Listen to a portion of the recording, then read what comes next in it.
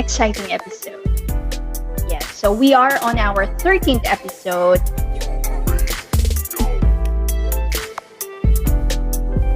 Hello and good afternoon, everyone. So we are here for another episode of Real Talk with Jen.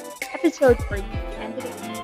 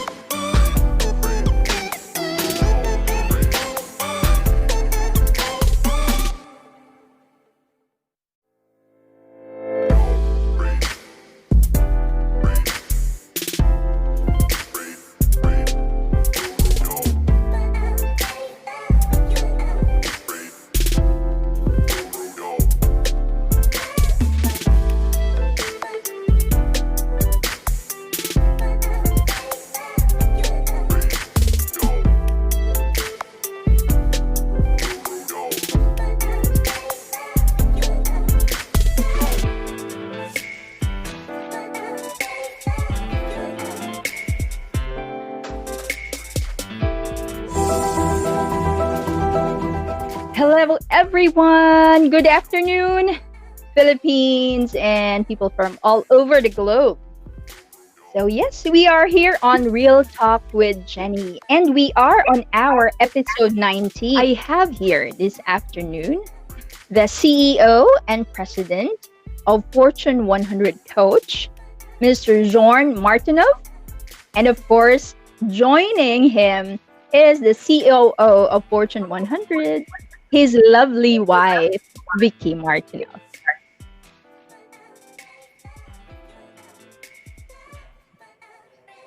Hi, Jenny. Hi, Vicky. Hi. Hello, Hi. everyone. Hi, this is Bjorn.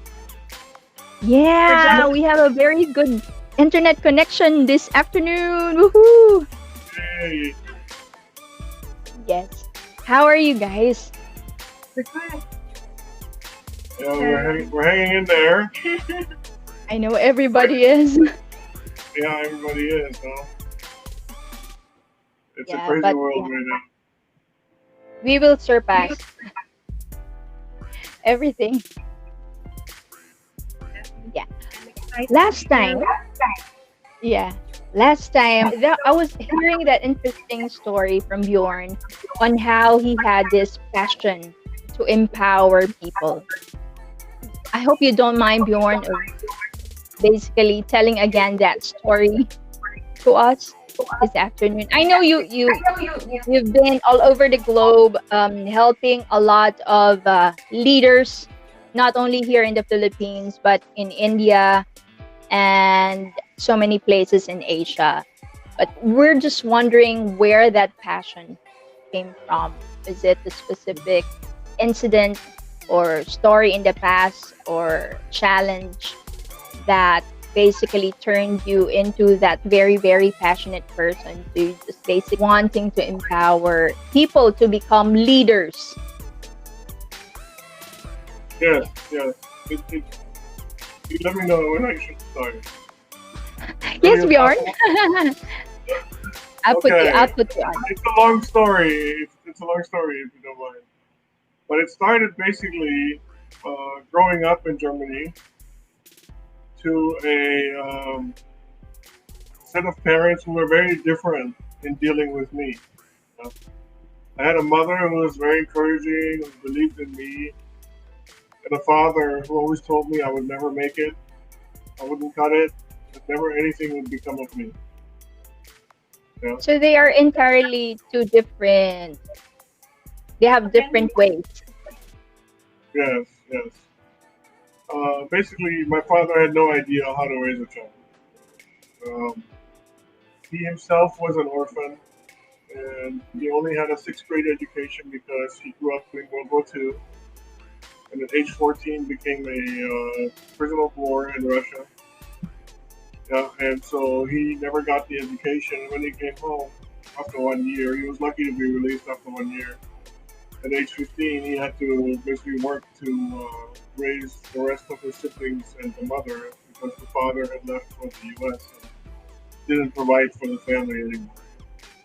So I don't really blame him, but it still left a huge impact on me in my early life.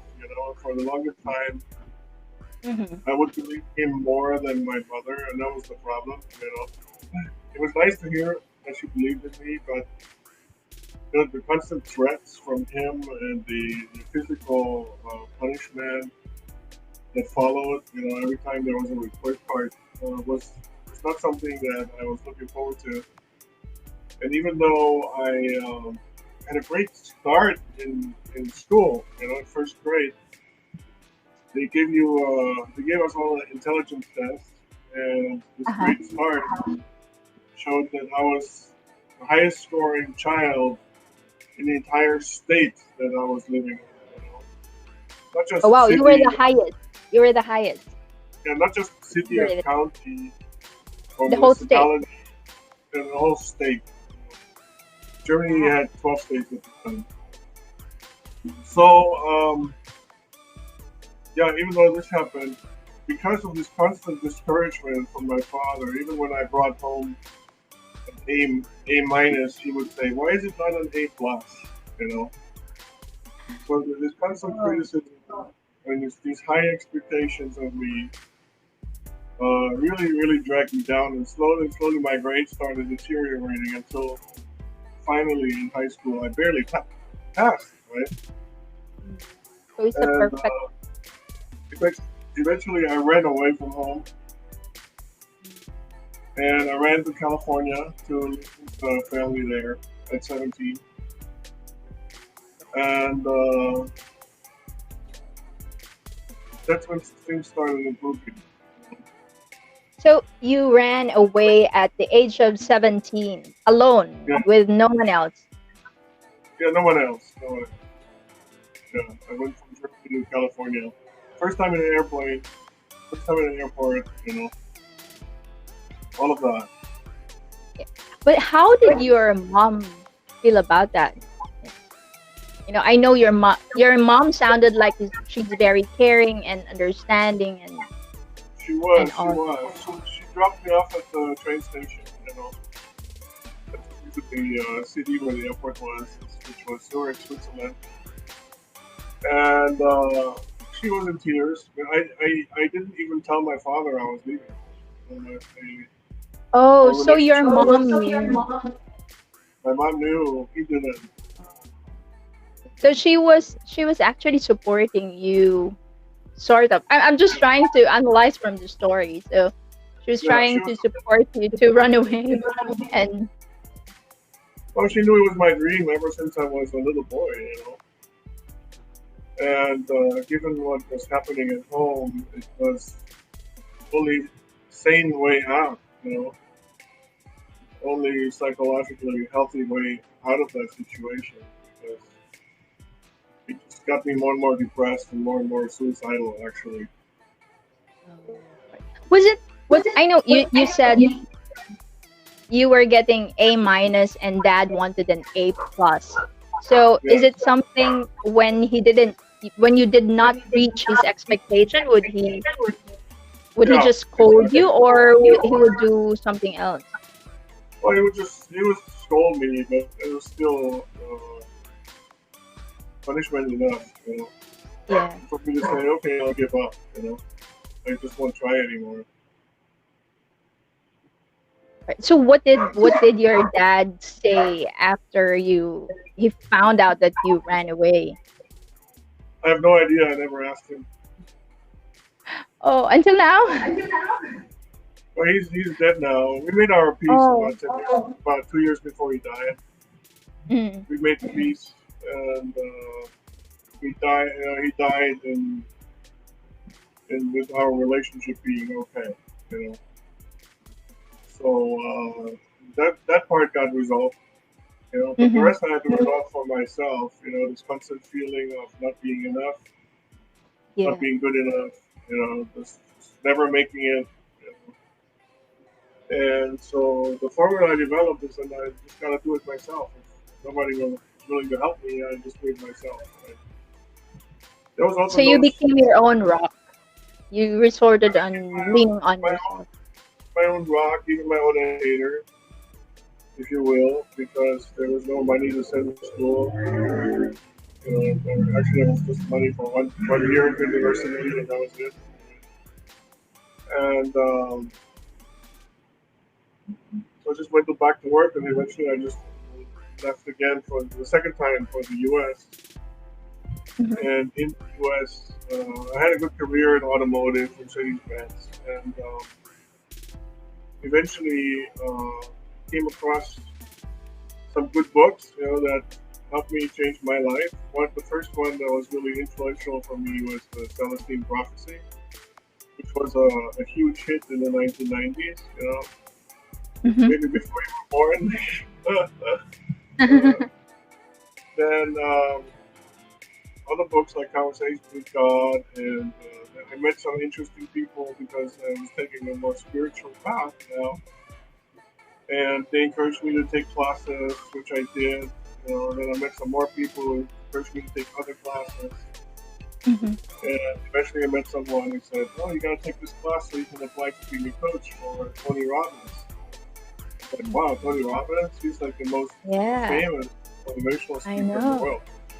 Until He goes, yeah, now. that's right. So I did that, right? So I said, well, that's well worth it. I actually very much enjoyed myself. This was the first time I walked barefoot on glowing coals. Was that, And sorry, barefoot? yeah, barefoot. Yeah. Oh. On glowing coals, glowing coals, like in a grill. They're cherry Ah. hot, cherry red Mm-hmm. hot. As you walk barefoot over them, Mm. as a test of courage. Yeah. I saw that one. I mean, I saw a clip. Uh, I mean, with someone doing that, and Yeah, you yeah, should try it go sometime. on. I You don't know. should try I it. can't. Well, that's also how I was at the beginning. I can't. I'm gonna come back without feet. My clothes are gonna catch on fire. Yeah. I didn't know whether I was actually gonna do it. This was in Dallas. I flew into Dallas to take this course. But now even my Well, wife is taking it. And when it finally became time for us to go outside the seminar room to do the firewalk, I was one of the first ones out there. I said I have to get this over with. I have to do this for myself, right?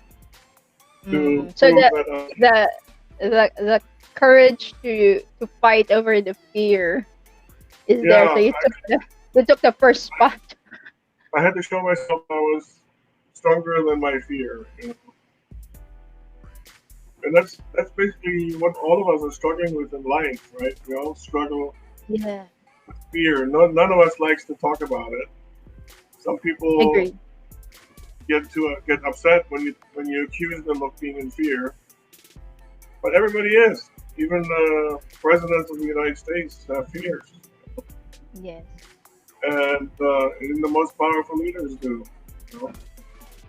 And so what I began to learn was that fear is actually our number one enemy in life. And if we want to achieve anything, like absolutely anything that we could possibly set our mind to, we'll have to Mhm. overcome the fear that's in the way of achieving this.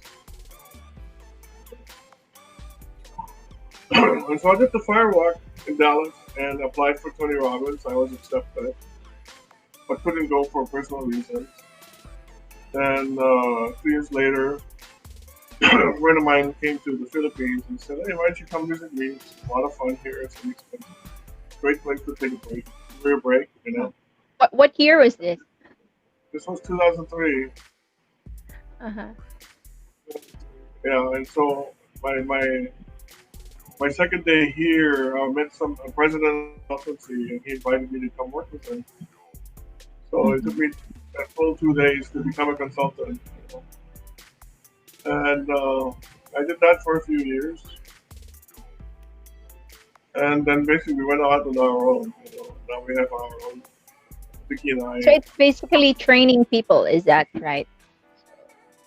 It's transforming people.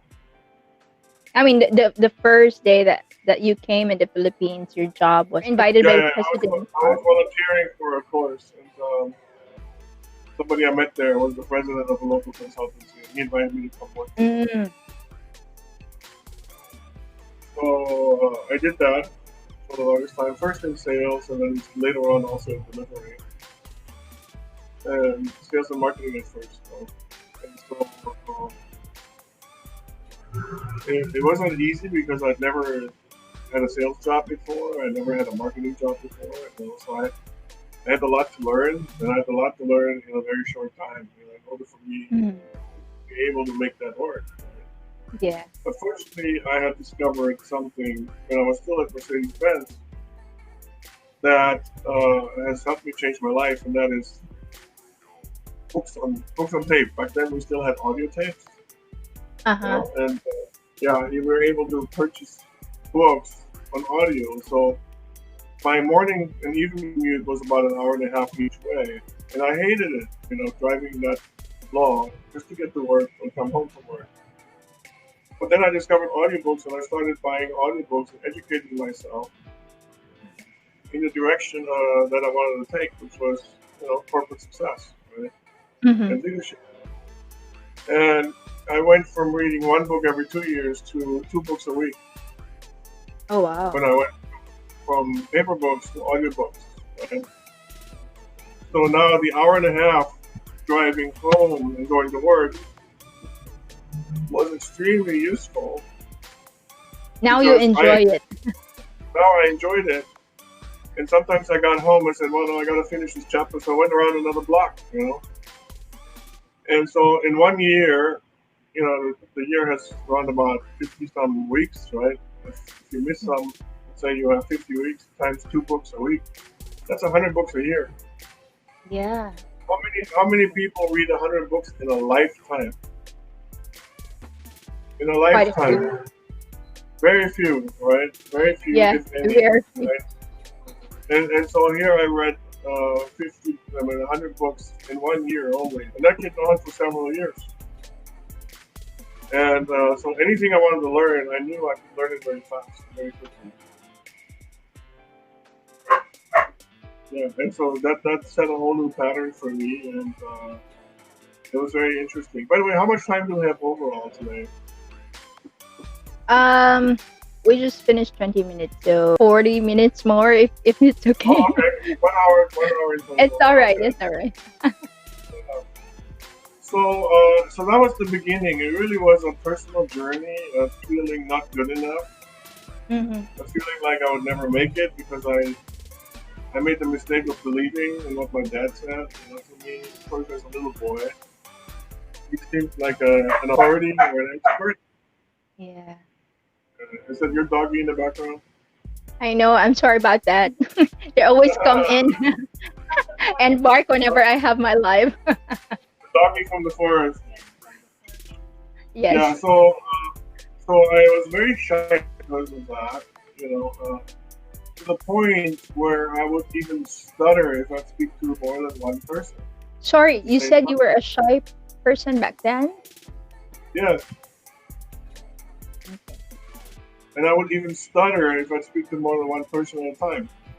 Right? Like right now, I'm speaking to you Wow. and Vicky, so I'd be stuttering, right? And so I said, I have to do something about this because Mhm.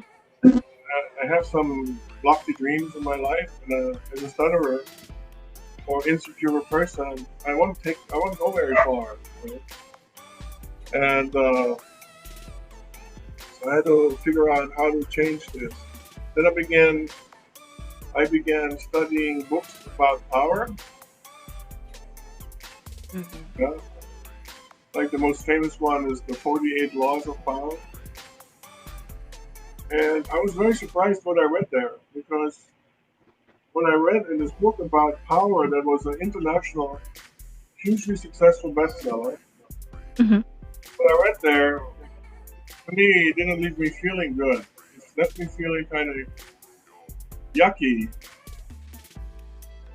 they're kind of like, yuck, what's that, right? Because every chapter in this book talked about supposedly power, but it really talked about corruption, how to Mm. manipulate people, how to cheat yourself out of situations, So yeah, it's like how shortcuts, something like that, shortcuts and very in a not good not way. nice ones, unethical ones. Mm. Yeah, and then they ended up calling this power. Yeah. To me, this is a bit of an intellectual conversation. In the Mm-hmm. beginning, it just didn't feel right. I said, what is it really that they're talking about here? Because it doesn't seem powerful when you have to cheat. Yeah, but what age were you when you were reading this book? When you were trying to This was about overcome in your stuttering? this was about in the mid '90s. Mm. Oh, you were already like um Grown up, grown yeah, up already, yeah. yeah, yeah. I was in my probably late 30s, huh? Yeah. And so I was brainstorming this for a while, for about 2 weeks, and finally dawned on me what they're talking about. It's not something that I call power, but something that is a word that I came up with. I call it force. Now, how do I Force? force? Force, yeah, force. How do I force someone else into doing what I want them to do, doing my bidding? Yeah, So it's like persuasion, is it? Something yeah, like that. persuasion is a mild form of force, right? Mm. But how do you feel if somebody forces you to do something? How do you feel about that? Of course you will resist. I mean, normally. You will resist, right? And then does it increase your energy or decrease your energy? You feel good Well, I about it or guess, bad about it? yeah. Sometimes it will increase it because the resistance is there, right? It may also agitate you if it's something that you don't really want, right? It may agitate you, right? So I discovered when we are forcing people, and I've asked hundreds of audiences because I give a lot of talks throughout the country and throughout Asia.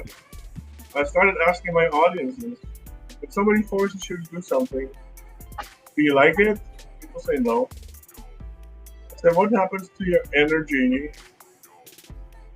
when somebody forces you to do something? Are you going to go out and say, yay, I'm going to do this thing and I'm going to be excited and it's going to be wonderful, right? And we're going to change the world and it's going to be awesome? No, none of that. Mm. And they're like, okay, I guess we're going to have to do this thing and then grudgingly do it, right? Or pretend Mm-hmm. to do it, yeah, which is even worse, right? So we discovered that when force is applied, meaning energy goes down.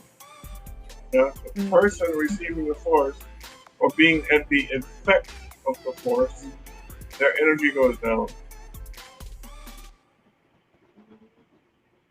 Your positive energy To goes down, right? me, that was the definition of force. Right? Mm.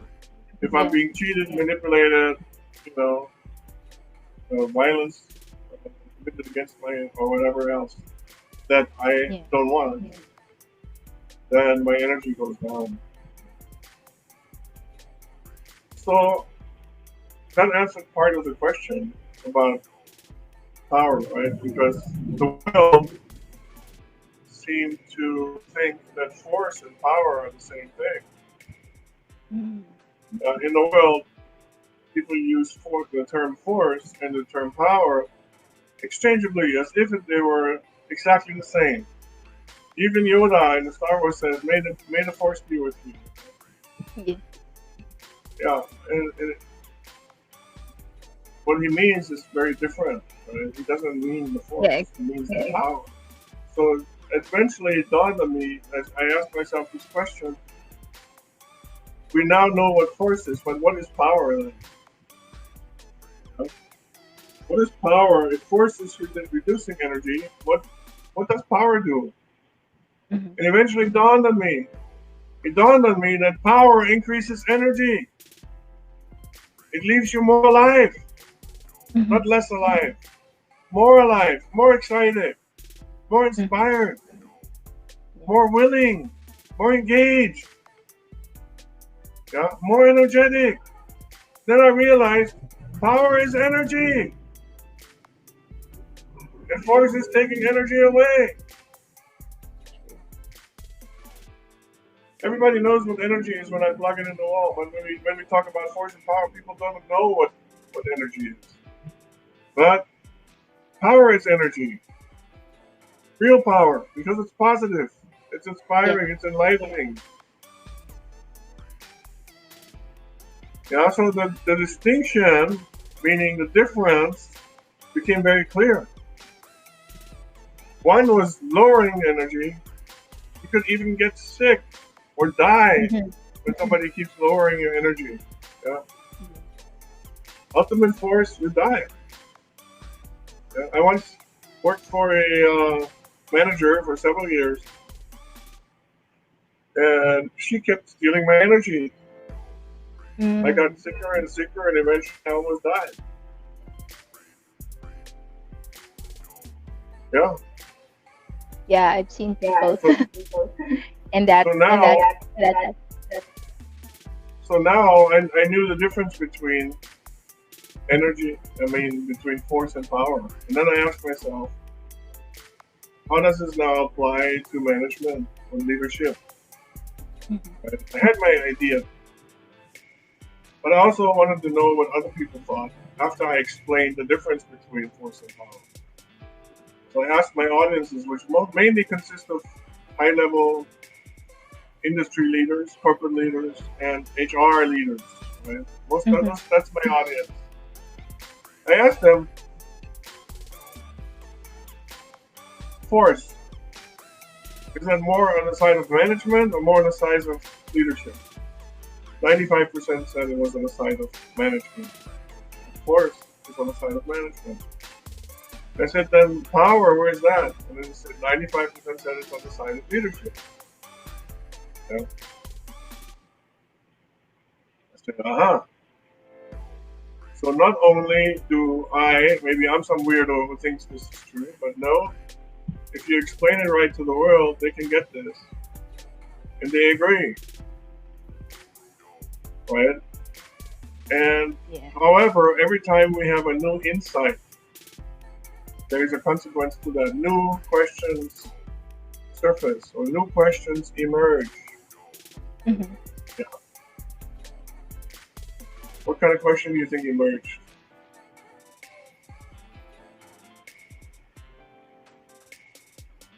Who's the leader and who's the manager? What Well, yeah, that became now easy because the one who was decreasing energy was the manager, or at yeah. least he was acting like a manager, even if he had a leader title. Right? Yeah. But the other question that came up for me is like, if management like reduce reduces energy, if management reduces energy, let's see, only by 30% on Mhm. average, right? What does that do to my business results?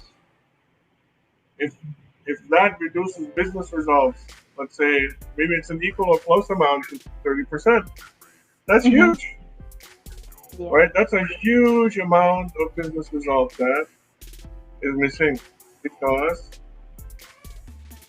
we use management rather than leadership in our style. Yeah. So the question then came, so if management reduces the energy, can we actually afford to continue to use management with people? Yeah, because it's costing us money, Yeah. lots and lots and lots of money. Yeah, billions and billions, maybe even trillions of dollars. Mhm. It's costing us. Because people don't like to be forced. People don't enjoy being forced. People don't want to be forced. People want to have a choice. They want to have freedom to choose. They see themselves as creators, and that's how they want to live their lives. So I started asking people this question: can we afford management? And they go, no, we cannot afford management anymore. Not management of people. We can continue to manage things. We can continue to manage supply chain. Mhm. We can continue to manage products. We can continue to manage raw materials. Right? What we cannot manage because it's costing us money. Let's give him his voice. What we cannot continue because it's costing us money is management of people. Mhm. People want to be led. They want to work with leaders. That's why the number one reason people quit their jobs is because of their bosses. Agree. Because most managers don't act like leaders. They act like managers. They force things down your throat. People don't like working for people like that. It's not enjoyable. It's not fun.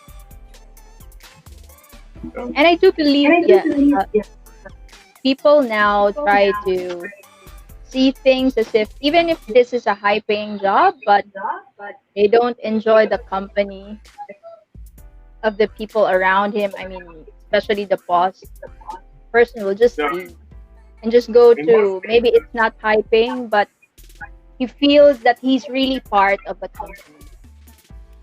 Yeah, the money doesn't pay for the aliveness I have to let go of. Yeah. And I might even get sick. Right? Yeah.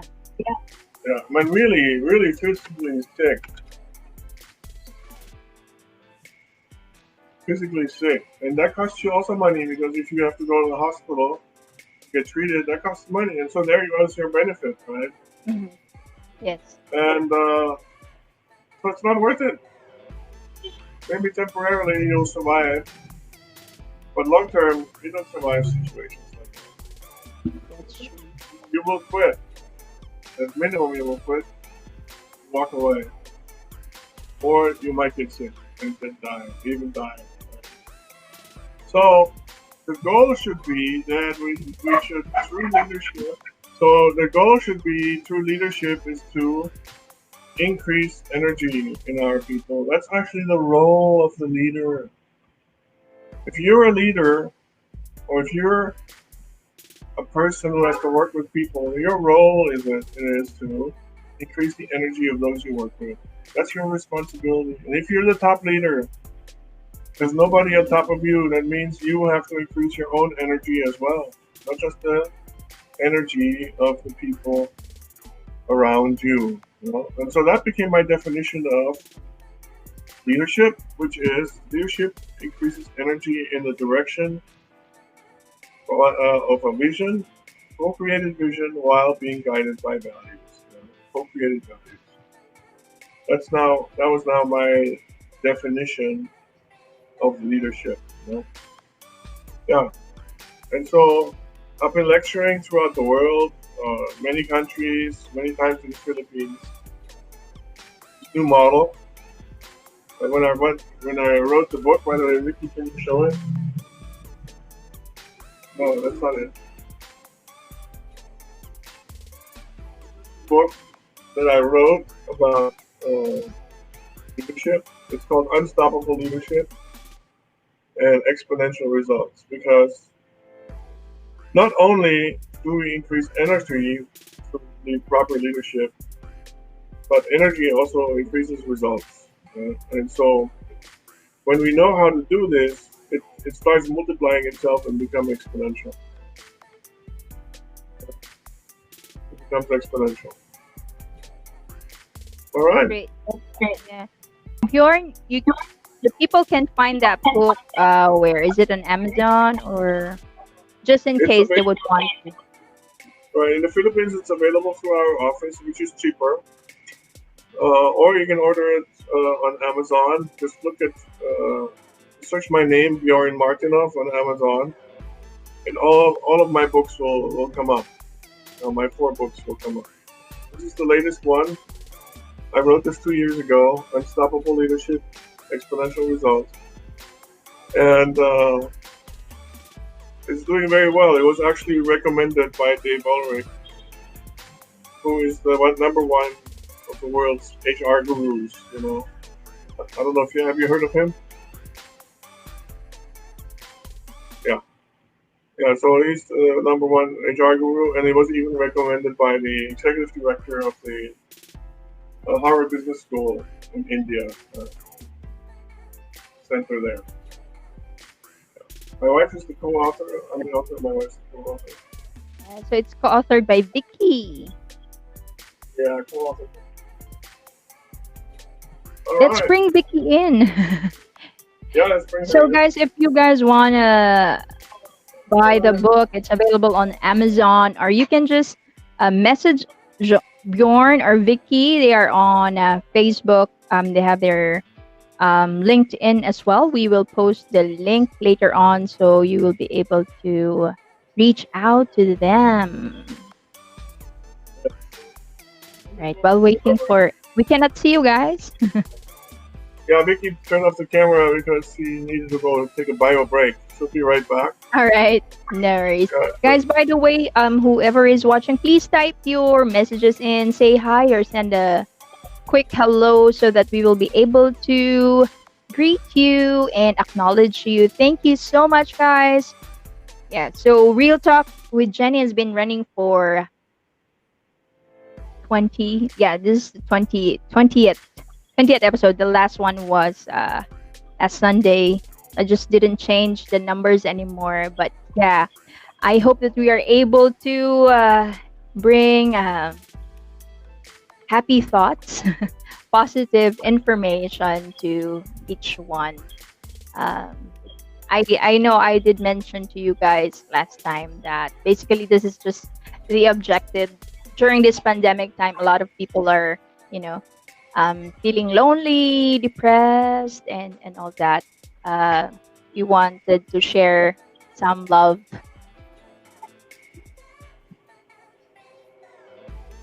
With that, I just saw Vicky coming in. Hi, Vicky. Hi. How are you? Good. I was actually preparing for 25-hour fasting that doesn't involve drinking. So Oh, it's the first time that my twin boys, they're 11 years old, are participating with me. And I think really? I'm motivating them too much and gave myself too much water to drink. That after 30 minutes of not going for a break, I realized I have to run. So I apologize for this. No worries, no worries. Yeah. So Vicky and I met actually like 5 years ago, right, Vicky? Yeah. And our kids are in the same school. Yeah, they're all growing up too fast. Now they're My grown son up. that they're gonna be taller than me in like a year. So I said, yeah, better make sure that happens because I really admire tall boys. Like Yeah, this we guy can over see that. We can see that. really Yeah, taller. yeah. Vicky, could you tell us a little bit more about your journey into coaching? Well, I met Bjorn when he decided to come to the Philippines for the very first time. But 2 years after he first arrived, he was also part of that transformation seminar that he mentioned earlier. So I was participating. I was one of the attendees for that 3-day transformation seminar. It really changed my life for the very first time. Gave me a huge appreciation about language and how we shape our world based on the words we use, based on the words that we allowed other people to, you know, sort of Raymond. describe us. Uh, Other psychologists call it program us. But really, when you're not aware about it, it can really program you in a level that you think you're the one running your life. And then at the end of the day, when you realize that, hey, did I really make that decision? Did last year, did I sit down, write all my desires, that's all that I think are important to me, and made a commitment that these are the ones of how I will make sure I inject so much energy in how I will show up in the world. In 2005, I realized it's not the person attending that seminar who shaped, my 29 years of existence at the time. It was all a mash-up of things I heard about, things I probably, received also from my parents. But a lot of those decisions came not really from how I was originally appreciating my identity. And so after that 3 day seminar, it was a huge an opening for me to really realize, so what will I be now for the world? How will I start showing up for the world? And that's amazing because it was also at the time that Bjorn was a classmate, and it started as a friendship. Later on, it became more of an inspiration also of sharing about why he was in the Philippines, why the work of contributing to other people's lives is important. And of course, for him at the time, the vehicle was through corporate seminars and trainings. And for me, for the very first time, I encountered the word coaching, which at the time I only know to be used for sports. Uh, Only athletes have coach. I've but now you never, hear it everywhere, right? yeah, I've never heard about executive coaching, performance coaching. But Bjorn and I, we specialize in that category of transformation coaching, where yes, we're focused about results, but the results are a natural effect of a person starting to really nurture, appreciate this energy within himself or herself, and allowing this to be the expression of his or her identity in the world. And the more a person is um, actively creating that, actively choosing that, and really coming from commitment, that expression of their identity is inspiring, definitely always creating energy. Because, nobody wakes up in the morning and saying, you know what, I'm going to ruin 10 people's life today. And I'm going to have Yeah. fun doing that. No, they don't do that. They wake up in the morning and they say, no, I feel great. I wonder how I can, share this amazing feeling of greatness. Or they wake up they have a dream, and in a dream, they experience abundance, and they exactly know how to, allow that dream to be an expression of abundance to other people's lives as well. So that's the kind of work I met in 2005. I first experienced it, of course, in a corporate setting. We were in Leyte. And in the beginning, I was thinking, what are they going to do? It's like they're lining up outside, almost like a dental checkup for me. And they're being coached for 30 minutes. And, in the beginning, they go inside and they look normal, like, when you're going for a usual process check or a usual uh, consultation for that's related to your job. But you know what? After 30 minutes or after 40 minutes, they walk out of the room after speaking to assigned coaches. I wasn't a coach at the time, but I was observing. Really, the way they walk, the way they talk, the way they connect to each other, it was so different. It's like, what happened there? What happened in that conversation there that had them shift? Like, it's very subtle, but you could feel it. You could feel it in the way they look at each other, the way they share stories with each other. It's very, very, That they know each other for you a could long really time. feel it. Yeah, so that was the start of my journey in 2005. Then later on, I was at the government at the time. Later on, Bjorn said, why don't you join us? You're doing your master's. I don't know what you're going to do with your master's in technology management. I have no idea. It was an excuse for me to look for a boyfriend in UP Diliman. His office at the time was located a few steps inside the UP Diliman campus. So it still Oh, was okay. 2 years ago, So you right? found one in UP. You shouted from her building to my building. Yeah, yeah. It was a few.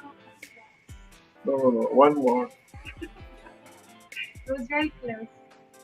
That was 2005. So that invitation allowed me to say yes to many trainings, to also many opportunities to see how the very framework that they use in transforming people's lives, creating energy in organizations. I saw them uh, be expressed or be applied to organizations in China, in Indonesia, in Hong Kong. Whether it's Filipinos or non-Filipinos, it works because we're all human beings anyway. We're all interested about our life. We're all interested about the results we want to have. Whether it's a 10% growth, 30% growth, or as Bjorn always say, be interested in exponential growth. Come on, why are you interested in one-digit growth when you could go for exponential growth? And yeah, in 1998, there was this organization, really proud of organization in Beijing, and they were going for 200% growth. I was shocked. Like, oh, I thought 36% growth was already very inspiring. And then I saw their goal, 200%. Oh, so we're really in China. But yeah, it always comes with challenges. Every new desire that we create for ourselves, it will always call for a new way of being. And sometimes this conversation about being, the concept of being, is always the one left out when people go for a goal. And it's like, what's being? It's like, why? It's always there, right? Yeah, but do you put energy creating your being?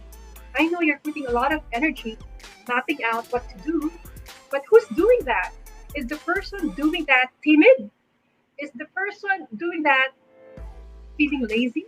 No, I'm gonna do it 90%, maybe 100% tomorrow, but today I'll be happy with 85%.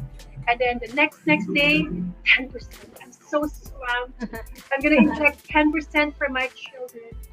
And yet, if you see their priority list, the number one in the list is having loving children who truly follow, the desires of their heart. And hello, mommy, you only inject 10% of your energy to. So it's like, hey, there's a disconnect. So I'm sharing all of these numbers and all of this conversation about being because that's basically the groundwork of everything that Bjorn is describing as energy.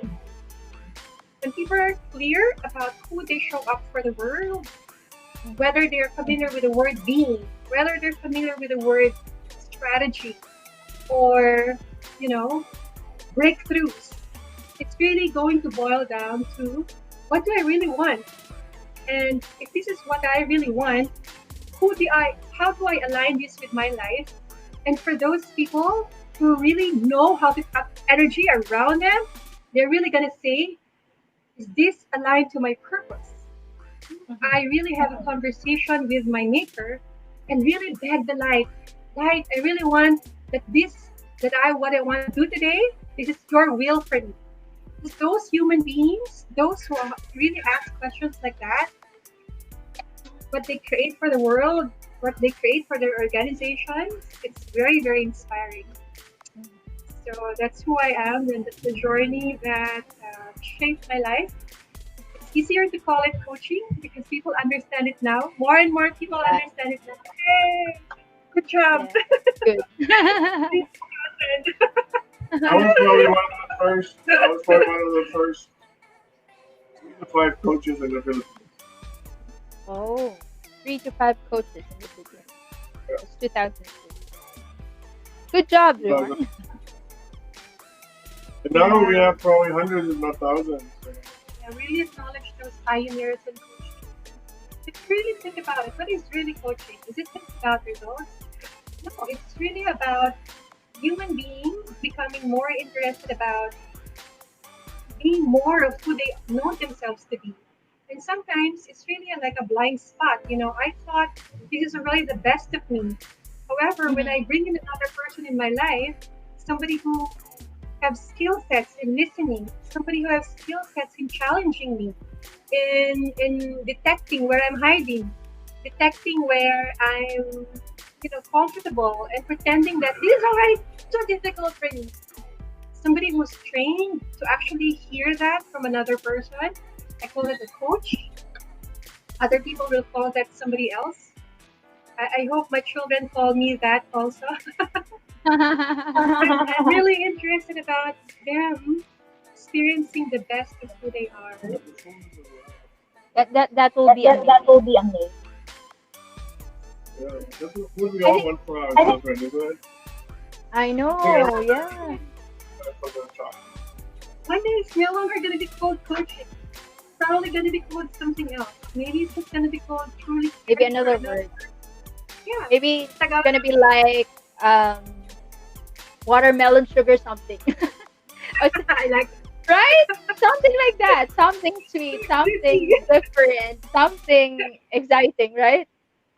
Um yeah. yeah, with what you said, I just think that most of the time it's ourselves who limits us from what we can do. We always think that, oh, okay, I don't think we can I don't think I can do this, so I'll do this for now. When you were talking about percentage and percentage, I'll do this 10%, 30%, because it's what we think. So we were not really open that there may be a lot of things that we can still do. You know, the number one pattern I always notice whenever we start or launch a coaching program is so excited, really drum up their, like their excitement about a new goal. Because of course it's always corporate led, right? So we're Mhm. already talking about this, how the new goal is going to look like. And then they go like, we can't do that. Wow, we only have 24 hours. Where will we find those extra hours to do the other, projects that you're going to ask us to do? I know it's a stretch, but, we only have very limited resources. Then after coaching them, working with them for the next 9 months or 12 months, they go like, oh, look at us. We achieved this. We could have done it without you guys. But of course, they were teasing us in a way because it was really like that always because they're saying, now we're stronger. This goal that we invented 9 months ago, check. But the first 9 months ago, they were like, can't do that. And then now they were like, yeah, yes, of course we can do that. It's like new human being emerged after 9 months and even can say, yes, we can do this coming from depending on each other because now they have a stronger community. It's also one of the, very important structure that we leave to them as coaches. Hey, come on, guys, start relying on each other. People call it collaboration, but Yeah. basically, really, in the beginning, people want to produce results in how they were producing results in the past.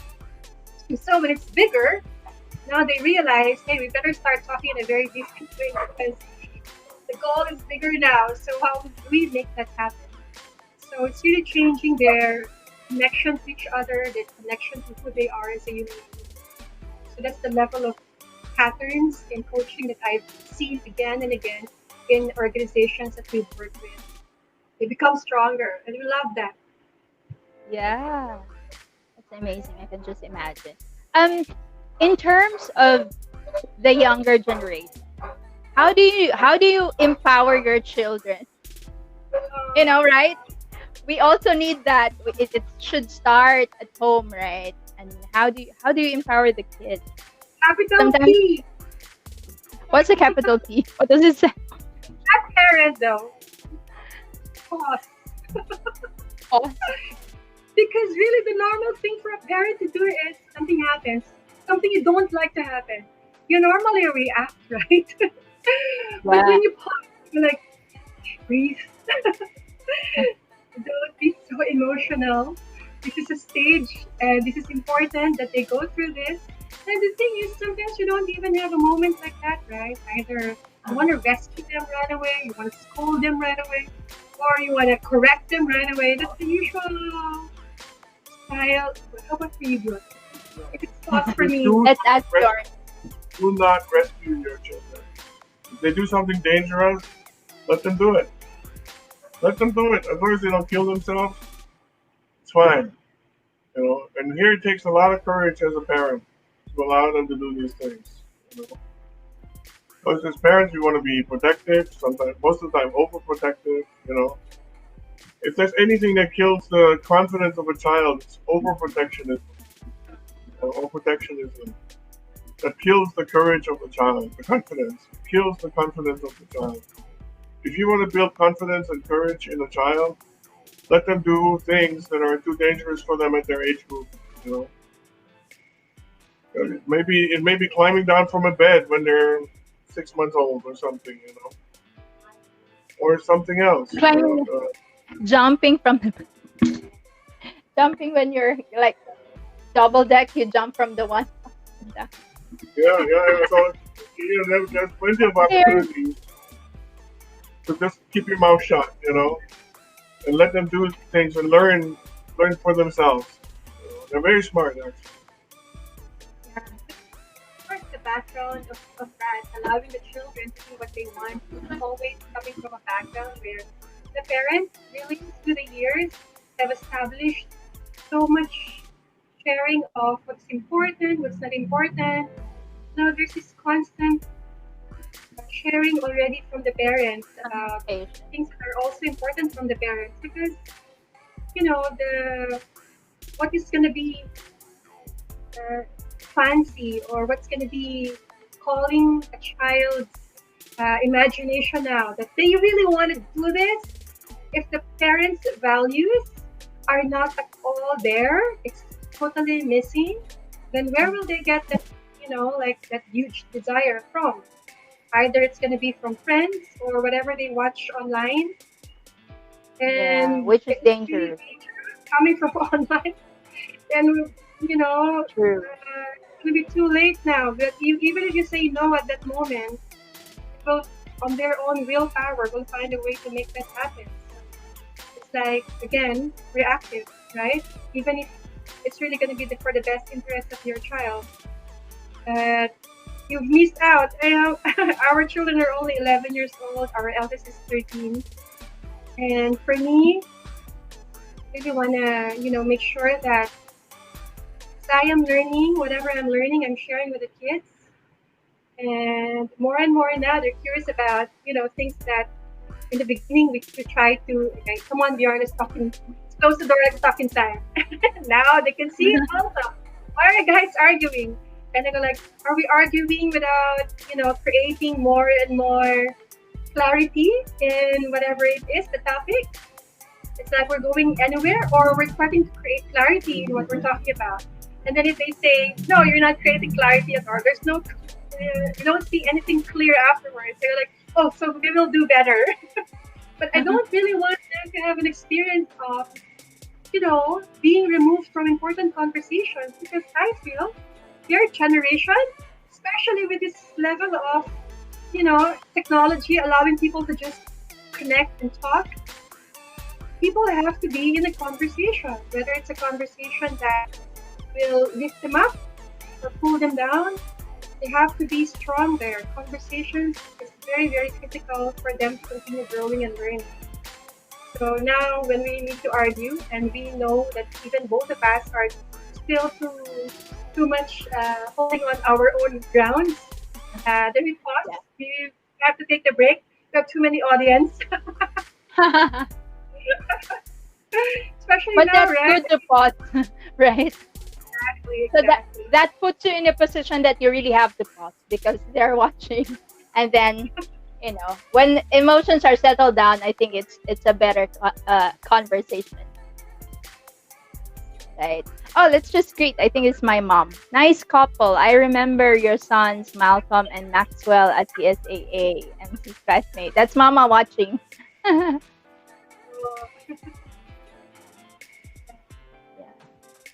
Yeah, same here. Actually, when sometimes we cannot avoid. There are circumstances that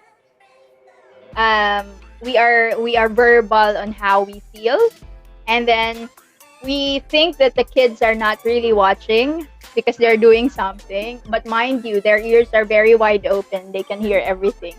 So the least we can do is just explain what's happening. Why are you upset or something? So at least when that situation comes, it's quite how do you call it? Interesting because sometimes when it happens again, they will remember and they will remind you.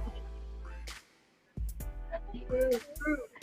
Yeah, true. Bjorn was saying the kids are smart. Yes, they are truly are. And I remember I've been telling like MC, oh, you have to be like this, you have to be patient, you have to be understanding. And then one time when I was feeling upset, then Mom, isn't it you have to be more patient? Oh yeah, I remember. Thanks for the reminder. The excellent reminder, systems. It really help us also stay to what we also are committed to experience for who we are. So the great reminders.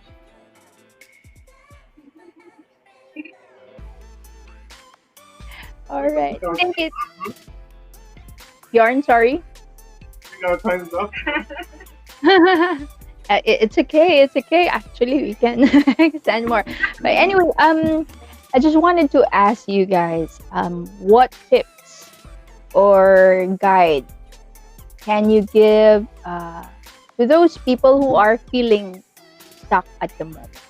You know, during this pandemic, a lot of things are going on in your head. You have a career, suddenly the company closed, then you end up, what will I do? You end up worrying, thinking what's gonna happen, where will I find money to earn for a living for the next coming days, months, and things like that. So yeah, from the powerful couple themselves, would you like to give some tips and guides? Actually, the transformation of that started happening way before COVID was even a thing, right? Especially in the wealthier countries, there was no longer jobs for young people, and because they'd all been shipped overseas. They've been shipped to Asia for the main part, and so people were already trying to figure out what do we need to do in order to survive. No more entry level jobs, right? Most of them have been shipped overseas. So the solution was really to go find you start your own business. You know that was the core of things that most people were now contemplating and actually getting into. Because you have some level of control over what's happening in your own business. Not never full because the market's going to do their thing. Do its thing, and so that's definitely one option. And actually, companies are starting to hire again. And the difference now is that companies can hire from anywhere because if you work from home, you can be located anywhere in the world. So then who cares? Nobody cares where you are. If you're in Nigeria, in Japan, or in the Philippines, or in the US, right? So they're gonna want to hire the most appropriate person. And even that has it's not new since COVID. That's already been happening before COVID. It's just Mhm. that now it's accelerating this kinds of things. It's happening faster and faster.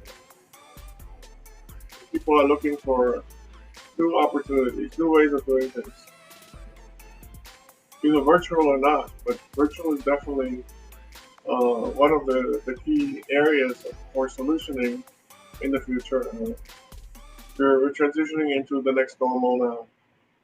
Yeah, Actually, there's a new normal coming up about every month right now, no? And that's true. so there's always another next normal.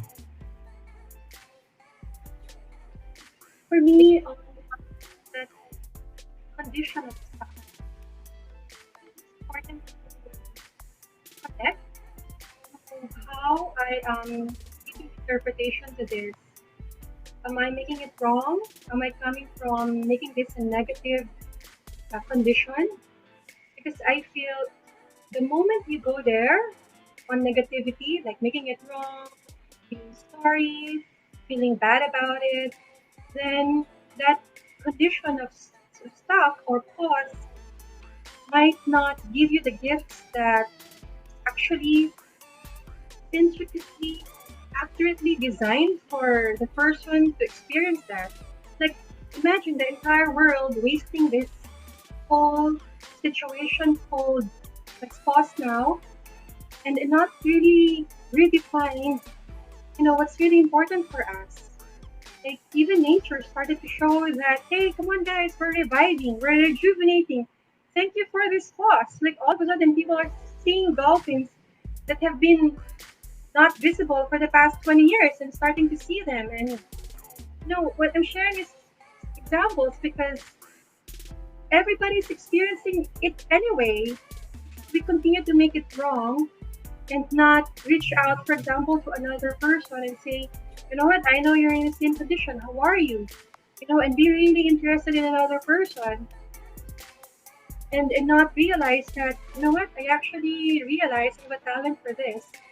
So can that help you? Or can that help this group that I've been wanting to really, interested to either it's an expression of your hobby in the past, or maybe you've been wanting to really help out that group for a very long time, but you're just, stuck in the busyness of your former job before, but now you're stuck in this position called now you don't have a job. Then you have Yeah. so many hours. And the thing is, if you really don't have money to say, but Vicky, I really wanted to paint, but I don't have money to buy the paints I want. Cannot even go online and buy the supplies that will help me. My and sure, you can post something online. There's so many free Wi-Fi now. And Yeah. for guys who are not 21 years old and below, the option still reach out to other people. When you really have a good, like a very good energy with you and just interested about the world around you. Let's say you're not gonna There's get paid always today. there's Yeah, always maybe something that will come up, right? seriously, just be interested about life, and you'll be fine. You'll be fine. I think the worst thing a stuck person will do is make himself wrong, make the condition wrong, because that will just continue to pull you and strengthen the stuckness.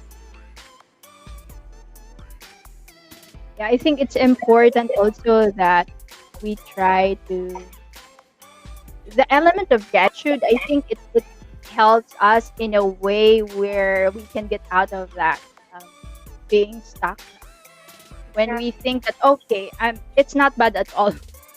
I should be grateful. I'm still alive. I have this thing. I still can eat. I have something. So yeah, I think that's also important.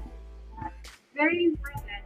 And immediately putting yourself in a condition of appreciation and gratitude will allow this beautiful energy to be with you. And you will connect to something, definitely. But that's a For very good beginning. someone. All right, at this point in time, maybe you guys can invite our viewers. Our viewers are not only here in the Philippines. We have people who are watching from all over the globe that may need some coaches in their businesses.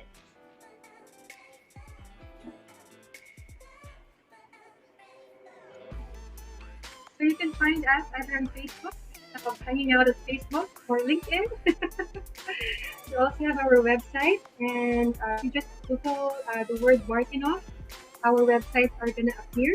Or if you just want to hang out at Amazon, you can look for again the Martinov last name and just check out what we write, who we are, what you think about, and maybe it's also going to contribute to you, not just developing your people, but for yourself also, or maybe even your family. Yeah, we also have blogs you can subscribe to. It's free with leadership wisdom that I write to quite frequently over the years. And there's also a lot of interesting information if you want to link with me on LinkedIn or Facebook that I post quite regularly on my profiles, both on LinkedIn and Facebook. Or So YouTube. You're also YouTube, yeah, also YouTube. posting at We have a YouTube channel you can subscribe to.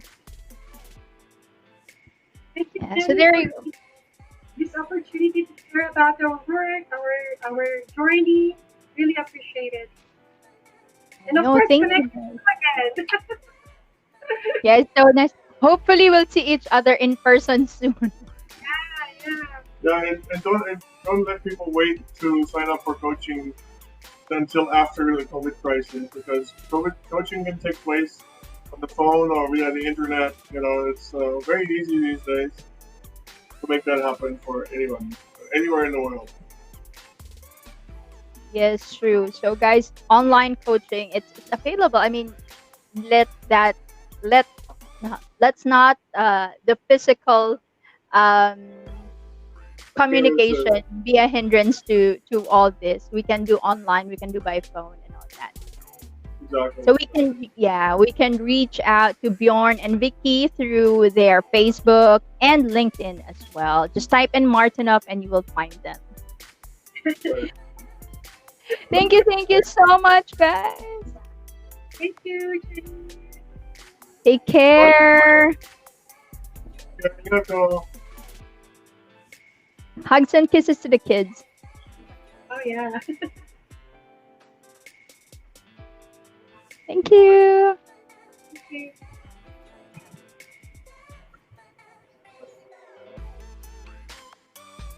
All right, guys. So thank you so much for watching. It has been another episode of Real Talk with Jenny. I hope you guys enjoyed the conversation. We learned a lot from Bjorn and Vicky, how Bjorn basically acknowledged his fear and how he explored and followed his dreams.